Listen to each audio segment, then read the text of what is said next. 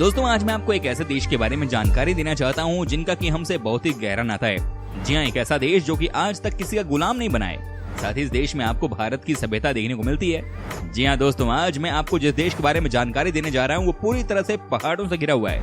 आपने बिल्कुल सही कहा, इस कंट्री का नाम है नेपाल। वो कहते हैं ना कि भारत और नेपाल दो देश हो सकते हैं, लेकिन इनके साथ हमारी बेटी और रोटी का रिश्ता है, इस बात को कोई काट नहीं सकता है। तो फ्रेंड्स, आज हम आपको नेपाल देश के उन तमाम खूबसूरत जगहों पर लेकर के चलते हैं जहां की आप जाकर मस्ती कर सकते हैं। साथ ही आपको यही बताएंगे कि क्यों नेपाल का रेड लाइट एरिया है इतना पॉपुलर, जहां खुलेआम वो सब कुछ होता है। हाँ, बिल्कुल सही समझे आप लोग। दोस्तों वीडियो को बिना स्किप किए लास्ट तक देखिएगा क्योंकि आज आपको बहुत मजा आने वाला है। Okay friends, let's start the video. Well friends, सबसे पहले तो हम आपको बता देते हैं कि नेपाल देश का ऑफिशियल नेम है federal democratic Republic of Nepal और इस देश की कुल जनसंख्या है लगभग 3 करोड़। जनसंख्या के मामले में ये दुनिया का 49वां सबसे बड़ा देश है। इस देश में 20% जनसंख्या ही शहरों में रहती है, 80% रूरल एरिया में खेती करती है। दोस्तों नेपाल देश 1,43,350 स्क्वायर किलोमीटर में फैला हुआ है और क्षेत्रफल के मामले में ये दुनिया का 93वां सबसे बड़ा देश है। दोस्तों नेपाल दुनिया के कुछ चुनिंदा देशों में शामिल है जो कि आज तक किसी का गुलाम नहीं बना। जी हाँ, 1814 से लेकर 1816 तक इस देश के राजाओं की लड़ाई अंग्रेजों से हुई थी, लेकिन नेपाल गुलाम नहीं बना। दुनिया के सबसे खूबसूरत देशों में से एक नेपाल की बात ही निराली है और अगर आपको नेपाल हिंदुस्तान से जाना है तो वीजा लगवाने की भी जरूरत नहीं है। अब हम आपको नेपाल देश की वो तमाम जगहें घुमा देते हैं जो कि हैं वर्ल्ड पॉपुलर डेस्टिनेशन। पशुपतिनाथ मंदिर। दोस्तों नेपाल दर्शनीय स्थल में पहला प्रसिद्ध मंदिर पशुपतिनाथ मंदिर है। पशुपतिनाथ मंदिर नेपाल की राजधानी काठमांडू में स्थित है और ये बात तो आप जानते ही होंगे कि पशुपतिनाथ भगवान शिव को ही कहा जाता है। ये सिर्फ धार्मिक स्थल के रूप में ही नहीं बल्कि सांस्कृतिक स्थल के रूप में भी प्रसिद्ध है। ये मंदिर भगवान शिव को अर्पित है। इस मंदिर में केवल हिंदू धर्म के लोग ही जा सकते हैं और अन्य धर्म के लोगों को इस मंदिर के दर्शन बाहर से ही करने पड़ते हैं। यह मंदिर बागमती नदी के किनारे बना हुआ है। इस मंदिर के आसपास काफी सुंदर माहौल देखने को मिलता है और शिवरात्रि के दिन इस मंदिर में पर्व का आयोजन किया जाता है। पर्व के दौरान काफी संख्या में भक्त इस मंदिर में आते हैं। ये मंदिर काठमांडू से मात्र 3 किलोमीटर की दूरी पर स्थित है। इस मंदिर में जाने का सबसे बेस्ट समय सुबह के दौरान सूर्योदय का है। जी हाँ दोस्तों, वैसे भी हमारे देश में कई ऐसे लोग हैं जो कि साल में 1 से 2 बार भी इस मंदिर में जाकर भगवान शिव के दर्शन कर लेते हैं। कहा जाता है कि यहाँ आने के बाद आपके मन को बहुत शांति मिलती है और आपकी सोच बदल जाती है। आप इस दुनिया की सच्चाई को समझने लगते हैं। अगर आप नेपाल जाएं तो इस मंदिर को जरूर विजिट करें। मुक्तिनाथ मंदिर। दोस्तों मुक्तिनाथ मंदिर नेपाल दर्शनीय स्थल का एक और देखने लायक स्थल है। मुक्तिनाथ घाटी में ये मंदिर स्थित है। ये मंदिर भगवान विष्णु को अर्पित है और इस मंदिर में शालिग्राम शिला या शालिग्राम पत्थर की पूजा की जाती है। हिंदू धर्म के अनुसार शालिग्राम शिला में भगवान विष्णु का निवास माना गया है और इसीलिए इस पत्थर को काफी पवित्र माना जाता है। इस मंदिर को पेंगोडा वास्तुकला से बनाया गया है। वहीं ये मंदिर हिमालय में 3700 मीटर से भी ज्यादा ऊंचाई पर मौजूद है, जिसकी वजह से इस मंदिर के आसपास काफी प्राकृतिक सुंदरता देखने को मिलती है। यहाँ की तीर्थ यात्रा करना थोड़ा मुश्किल है क्योंकि इस क्षेत्र की यात्रा में हिमालय क्षेत्र की बड़ी पर्वत श्रृंखलाओं को पार करना होता है। काठमांडू शहर। दोस्तों काठमांडू शहर नेपाल दर्शनीय स्थल की शोभा बढ़ाता है। नेपाल की राजधानी काठमांडू में शाम के समय सैर करने का एक अलग ही आनंद आता है। दरअसल काठमांडू हिमालय के पहाड़ों से घिरा हुआ है और ऐसे में शाम के समय यहाँ का मौसम काफी सुहाना हो जाता है। साथ में ही इस जगह पर नेपाली ट्रेडिशनल डांस और कई तरह के कार्यक्रमों का आयोजन भी समय समय पर होता रहता है। काठमांडू में आपको शॉपिंग करने के लिए भी काफी कुछ मिल जाएगा। काठमांडू नेपाल का बेहद ही खूबसूरत शहर है। दोस्तों साथ ही शहर में आप सनराइज का भी मजा ले सकते हैं। कहा जाता है कि सुबह सुबह जब धूप खिलती है तो यहाँ का नजारा बेहद ही खूबसूरत होता है। साथ ही अगर आपको नेपाली खाने का शौक है और यहाँ के खाने का स्वाद लेना चाहते हैं तो आपको एक से बढ़कर एक रेस्टोरेंट भी मिल जाएगा। दोस्तों इस शहर की सबसे अच्छी बात यह है कि ये ओवर क्राउडेड नहीं है, यानी कि आपको कभी भी ऐसा नहीं लगेगा कि आप भीड़ भाड़ का हिस्सा हैं। तो नेपाल आप जब भी जाएंगे आपको इस शहर का दर्शन तो करना ही पड़ेगा क्योंकि दोस्तों यहीं पर सारी फ्लाइट लैंड करती हैं। भगवान राम का ससुराल यानी कि जनकपुर।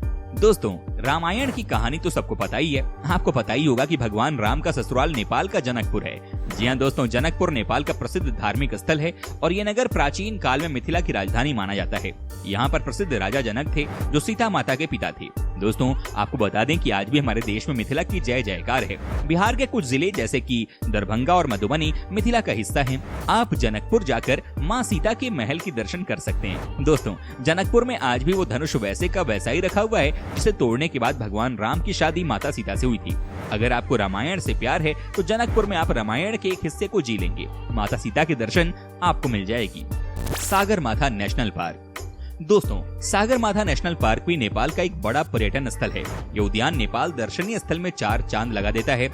सागरमाथा नेशनल पार्क बेहद ही सुंदर जगह है और इस उद्यान से माउंट एवरेस्ट को भी देखा जा सकता है। जो लोग माउंट एवरेस्ट नहीं जा सकते हैं, वे लोग सागरमाथा राष्ट्रीय उद्यान से माउंट एवरेस्ट को देख सकते हैं।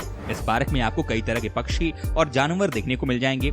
इस पार्क को प्राकृतिक विश्व धरोहर स्थल का दर्जा भी प्राप्त है। वाकई में ये बहुत ही खूबसूरत जगह है और इस जगह पर जाकर आपको बहुत मजा आने वाला है। वैसे भी दोस्तों, जो भी नेपाल के दर्शन करने निकलते हैं वो सागरमाथा नेशनल पार्क तो आते ही आते हैं। आप भी जरूर जाइएगा।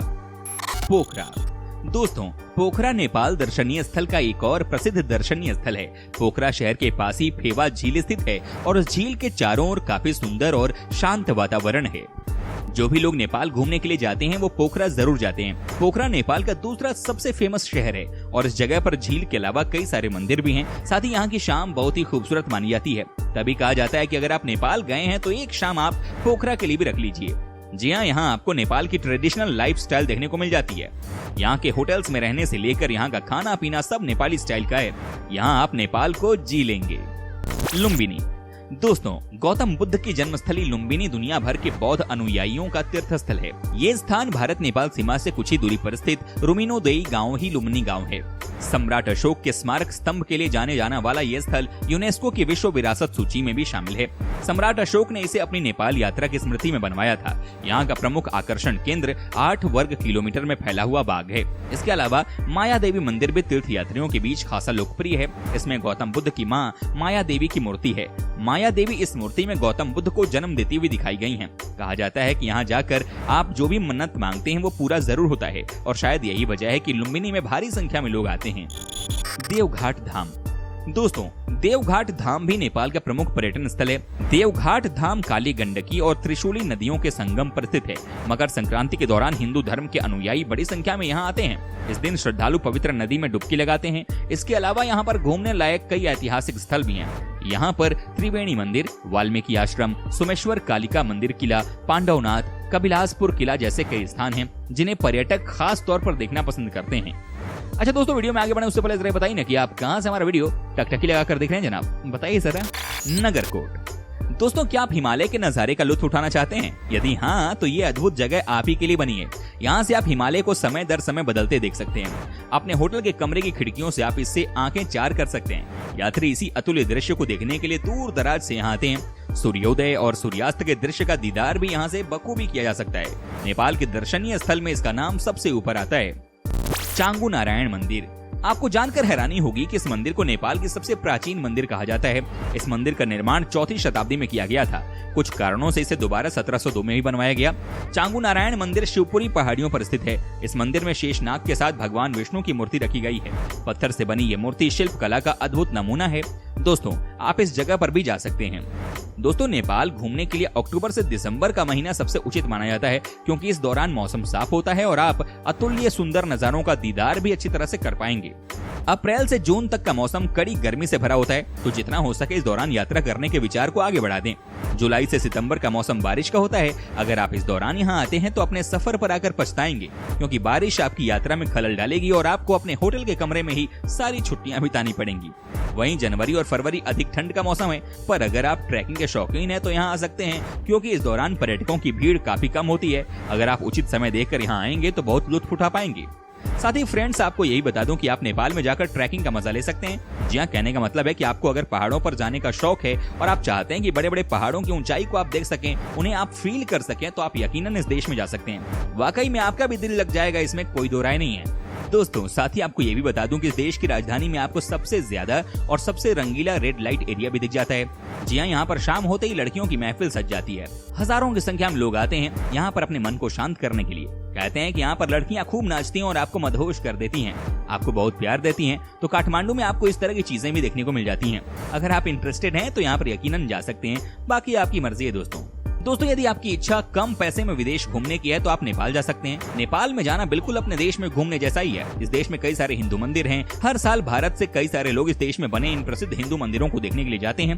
नेपाल देश में मंदिरों के अलावा कई सारे सुंदर पर्यटन स्थल भी हैं, जो कि विश्व भर में प्रसिद्ध हैं। नेपाल देश एडवेंचर करने वाले लोगों के लिए भी एकदम सही जगह है और इस जगह पर एडवेंचर का खूब मजा लिया जा सकता है। आप अपनी छुट्टियों के दौरान इस देश में जाने का विचार कर सकते हैं। अगर आप नेपाल देश की ट्रिप प्लान करते हैं तो आपको ज्यादा जेब भी ढीली नहीं करनी पड़ेगी, क्योंकि इस देश की करेंसी काफी सस्ती है और आप आराम से 4 से 5 दिन इस देश में करीब 25,000 रुपए खर्च करके गुजार सकते हैं। तो दोस्तों, ये थे नेपाल देश से जुड़े कुछ बेहद ही दिलचस्प बातें। उम्मीद करता हूँ कि आपको हमारा ये एपिसोड पसंद आया होगा।